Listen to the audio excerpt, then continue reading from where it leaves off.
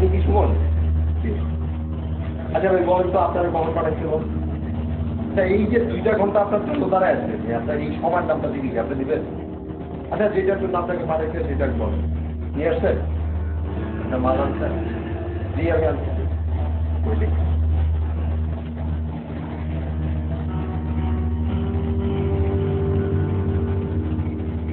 কত টাকা আছে? 200 গ্রাম। 200 গ্রাম। কি বলছেন ভাই? আপনাকে দেওয়া করে দিচ্ছি। আমাকে দেওয়া করে দিচ্ছি। আপনার নাম কি? সোহাগ। থাকেন কোথায়?